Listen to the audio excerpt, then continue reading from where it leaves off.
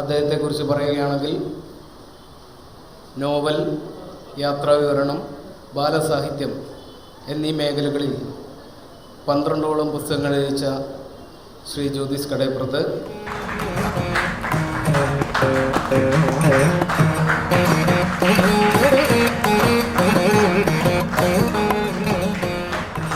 പക്ഷേ സാമൂഹ്യ ശാസ്ത്രപരമായ വീക്ഷണത്തോടുകൂടി എഴുതിയ അതിമനോഹരമായ ഒരു നോവലാണ് ഈ പാർച്ച.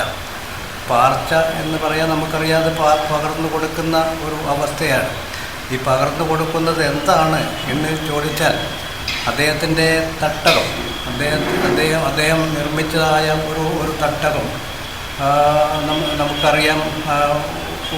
അനേകം കുടുംബ കഥകൾ നമ്മൾ വായിച്ചിട്ടുള്ള നമുക്ക് അറിയാം. ഓരോരുത്തർക്കും അവരവരുടേതായ ഒരു തട്ടകമുണ്ടാവും. ഒരു നോവൽ എഴുതുമ്പോൾ ആ തട്ടകത്തിൽ നിന്നുകൊണ്ട് നമ്മൾ എഴുതുക. വായിച്ചിട്ടുള്ള ഒരാളെന്ന നിലയ്ക്ക് ഈ പാർച്ച എന്നുള്ള ഈ നോവൽ അദ്ദേഹത്തിൻ്റെ ഏറ്റവും മുതിർന്ന ഗൗരവമുള്ള ഒരു കൃതിയായിട്ട് ഞാൻ തിരിച്ചറിയുന്നതിന് വളരെ സന്തോഷമുണ്ട്. ഒരു കാലത്തിൻ്റെ സംസ്കാരമുണ്ട്, ഒരു കാലത്തിൻ്റെ ജീവിത രീതികളുണ്ട്. അദ്ദേഹം ഇതിനു വേണ്ടി എടുത്തുള്ള അധ്വാനം എന്ന് പറയുന്നത് ചെറുതൊന്നുമല്ല, വലിയൊരു അധ്വാനമാണ് ഇതിനു വേണ്ടി എടുത്തിട്ടുള്ളത്. നമ്മൾ വായിച്ചാൽ മനസ്സിലാവും. സംസ്കാരം ഇതിനപ്പുറത്ത് മറ്റൊന്നുള്ളത് ഈ സാമൂഹികമായ മാറ്റങ്ങളാണ്. അതായത് അക്കാലത്ത് നിലനിന്നില്ല. അതാണ് ജ്യോതിസ് പറയുന്ന ഒരു പ്രധാനപ്പെട്ട കാര്യം. അതിൻ്റെ ഒരു നല്ലൊരു ആദ്യകാലത്ത് ഈ തരത്തിൽ ജാതിയുടെയും മതത്തിൻ്റെയൊക്കെ അതിർക്കെട്ടുകളൊക്കെ ഉണ്ടായിരുന്നെങ്കിൽ പോലും അവിടെ ഒരു ഊഷ്മളമായിട്ടുള്ള കൊള്ളക്കുടുക്ക ഉണ്ടായിരുന്നു. ഇപ്പോൾ ഈ പാർച്ച എന്ന് പറഞ്ഞ പുസ്തകവും സജീവേട്ടൻ പറഞ്ഞ പോലെ നിർബന്ധമായും വായിക്കണം. 5 വർഷക്കാലത്തെ ഗവേഷണത്തിൻ്റെ ഫലമായൊക്കെ തന്നെയുള്ള കാര്യങ്ങൾ സൂചിപ്പിക്കുന്നുണ്ട് എന്നൊക്കെ ഇതിൽ പറഞ്ഞു. തീർച്ചയായും വായിക്കും. ജ്യോതിസ് ആണെങ്കിലോ ഇപ്പോൾ ഈ സാഹിത്യരംഗത്ത്, സാംസ്കാരിക രംഗത്തൊക്കെ കൂടുതൽ സമയം കണ്ടെത്തി മുഴുവൻ സമയ സാഹിത്യ പ്രവർത്തനമായി മാറിക്കൊണ്ടിരിക്കുകയാണ്. അതെന്തായാലും വായനക്കാരനെ തൃപ്തിപ്പെടുത്തുന്ന പുസ്തകം തന്നെയാണ്. അത് തന്നെയാണ് നമുക്ക് മനസ്സിലാവുന്നത്. ഒരു പ്രധാന അധ്യാപകൻ എന്ന നിലയിൽ തൻ്റെ കർത്തവ്യം നിറവേറ്റിക്കൊണ്ടിരിക്കുമ്പോഴും അദ്ദേഹത്തിൻ്റെ പേനത്തുമ്പിൽ നിന്നും അതിമനോഹരമായ രചനകൾ എങ്ങനെ സൃഷ്ടിക്കപ്പെടുന്നു എന്ന കാര്യത്തിൽ ഞങ്ങൾക്ക് അതിശയമുണ്ടായിരുന്നു. ചേർക്കാനുള്ള ഒരു മനുഷ്യൻ്റെ ഒരു തിരിഞ്ഞ യാത്ര, ഒരു യാത്രയിലേക്കുള്ള ഒരു മുടക്ക യാത്ര, അതാണ് പാർച്ച.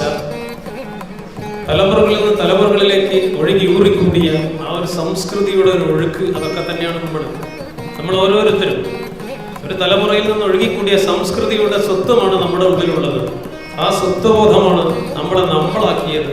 നമ്മളുടെ ആ ദേശമാണ് നമ്മളെ നമ്മളാക്കിയത്. ബാല്യകാലം മുതൽ നമ്മുടെ മനസ്സിൽ ദീപ്തമായി നിൽക്കുന്ന വിവിധ ദേശങ്ങളുണ്ട്. കാട്ടോളങ്ങര, നെല്ലിക്കോട്, രാമനാട്ടുകര, വേന്ദ്രങ്ങാടി, ഇതെല്ലാം ഓരോ ഫ്രെയിമുകൾ മാത്രമാണ്.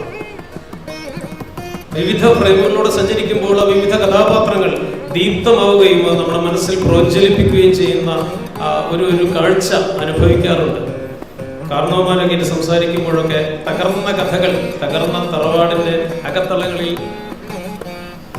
ഒരു കൈത്തെറ്റ് പോലെ ആധാരവും കെട്ടിപ്പിടിച്ചിരിക്കുന്ന ധാരാളം കഥാപാത്രങ്ങൾ, വക്കും പ്രമാണം അരികും പ്രമാണമൊന്നുമില്ലാതെ ദ്രവിച്ച ആധാരക്കെട്ടുകൾ ചകഞ്ഞ് പിടിച്ച്, അതിന് കണക്കും ഒന്നും ഉണ്ടാവില്ല, അരുമൂലി ഉണ്ടാവില്ല, അരുമൂലില്ലാത്ത ആധാര പ്രമാണങ്ങൾ കെട്ടിപ്പിടിച്ച് നടക്കുന്ന ധാരാളം കഥാപാത്രങ്ങൾ. അത് നമ്മുടെ കേരളത്തിന്റെ സാമൂഹ്യ സാമ്പത്തിക ചരിത്രത്തിലെ ഒരു ഒരു ഒരു ബിംബമാണ്. അതൊക്കെ ആ ദേശത്തിന്റെ ചരിത്രവുമായി ഇത്തരം തറവാടുകൾ ബന്ധപ്പെട്ടിരിക്കുന്നു. ഇടിഞ്ഞ് പൊളിഞ്ഞ് കഴുക്കോലുകൾ ദ്രവിച്ചു പൊടിഞ്ഞ ആ കൽക്കെട്ടിലിരുന്ന് തൻ്റെ നഷ്ടപ്പെട്ട ജീവിതത്തെ ആലോചിക്കുന്ന, പ്രൗഢമായ കാലത്തെ ആലോചിക്കുന്ന നിസ്സംഗനായ ഉണ്ണിപ്പണിക്കർ മുതൽ അതൊക്കെ ഒരു ചരിത്രത്തിന്റെ തുടർച്ച പോലെ എൻ്റെ മനസ്സിലേക്ക് ഇങ്ങനെ വന്നിരിക്കുകയാണ്.